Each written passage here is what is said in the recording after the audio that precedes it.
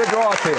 Welcome to my world, where it's naturally supernatural.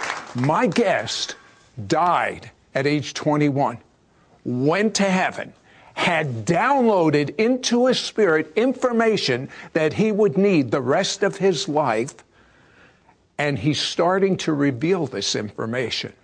First thing he revealed is he announced before it happened that the Pope would resign, the exact year he would resign, and the exact month he would resign. Now God has unraveled to him information involving the end times, science, and the supernatural, all coming together, and it reads like the books of Revelation. Yeah. Is there a supernatural dimension? A world beyond the one we know? Is there life after death? Do angels exist? Can our dreams contain messages from heaven? Can we tap into ancient secrets of the supernatural? Are healing miracles real? Sid Roth has spent over 35 years researching the strange world of the supernatural. Join Sid for this edition of It's Supernatural.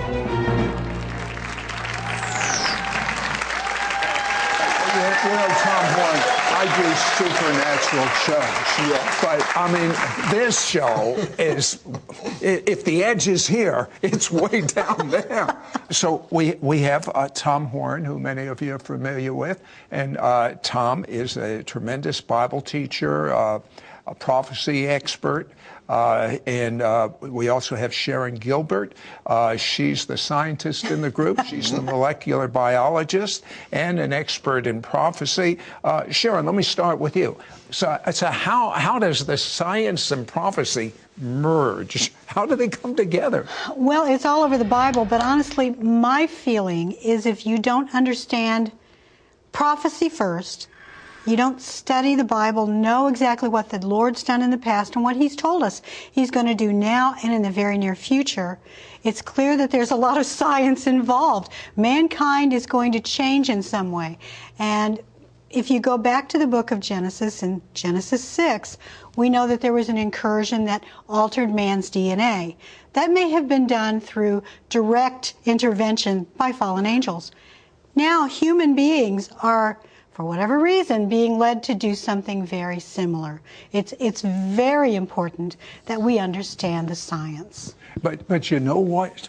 Here's what I see as I'm reading these notes is, yes, the science is doing these things, but the same evil supernatural that did this stuff just before the flood to humankind, it's going to be intermingled with this so-called science. Tom Horn, how long have you been researching this subject? Oh, well, started probably about 10 years ago, but in earnest about 5 years ago. What is transhumanism? Well, transhumanism is the idea that we are now at a point in our technological development that we can use very powerful emerging fields of technology like genetics, robotics, artificial intelligence, nanotechnology, cybernetics, all the kind of stuff that maybe we'll get to talk about today. But we're going to use them to take mankind into the next step in our evolution. Transhumanism believes that we no longer have to wait on this very slow, gradual process of Darwinian evolution, which might require hundreds of thousands of years or millions of years if you buy that idea. And many of them do, because many of them are atheists. That we don't have to wait any longer. Now we can take the bull by the horns. We can start modifying ourselves. We can create Homo sapien 2.0, right? A better version of humanity than the one that God made. And that really, in a nutshell, is the idea behind transhumanism. Now, let's define some terms. Okay. Germline editing. What is that? Germline editing actually has the potential to fulfill what the early eugenics movement wanted to do, in that when you make modifications to your genetics at the germline level, this is the earliest level, sperm, eggs, very early embryos, it becomes a permanent part of the genetic makeup and will be passed forward to all future generations. So if you start making germline modification, especially if you're using transgenic sciences. Now here again, you might be surprised to know that right here in North Carolina at your university, they have what's called a transgenic lab. Which means that they have mice that are part human, humanized mice, transgenic animals, and you can go there and purchase those in order to do experiments. Maybe you're wanting to test a new drug therapy or whatever, and you can't get a license from the FDA to test it on a human, so you get a transgenic animal that's got human genetic material in it, you test it on that, and you see if the human parts of that animal are responding. But it's one thing to experiment with animals. It's another thing to experiment with humans. Yeah. But most of these scientists don't see you and I and Tom as any different from any other animals. They see human beings as part of an animal evolutionary process. They're wrong, but that's how they see us. Well, this is going to create, just as we have so many divisions in America, racial divisions, political divisions, there's going to be a big divide on this, the divide between Christians that understand what you're saying and say the average public that says, oh, they're going to cure cancer. Do it. Yeah. That bothers me much less than the divide that is coming when we start talking about warfighters who are something like a werewolf. And that may sound so outlandish, so astonishing as to be unbelievable, and yet it is exactly what the top advisory panels in the world are communicating right now to our Department of Defense and so on. DARPA, the Defense Advanced Research Projects Agency's presidentially approved budget, which people can look up and read for themselves, has tens of millions of dollars in it for creating a new genetic blueprint for humanity. So this is already being budgeted in the United States military. Well, you know what this sounds like? But it's a spin you've never heard before. It sounds like we are told in the Bible it will be like the days of Noah. We focused on other things like the days of Noah. But do you know why it was the days of Noah? Do you know why God had the flood? The same thing was going on. We'll be right back. We'll be right back to It's Supernatural. Science may have just opened the gates of hell. Call now and get Tom Horn's The End Time Revelation Package, which includes his 2-part, 3-hour DVD expose, Inhuman, the next and final phase of man is here, plus his book, Forbidden Gates, and 2 bonus internet downloads, a 13-week Bible study, The Forbidden Gates Workbook and Teacher's Guide, plus a PDF download of his book, Spiritual Warfare, The Invisible Invasion, all yours for a donation of $39.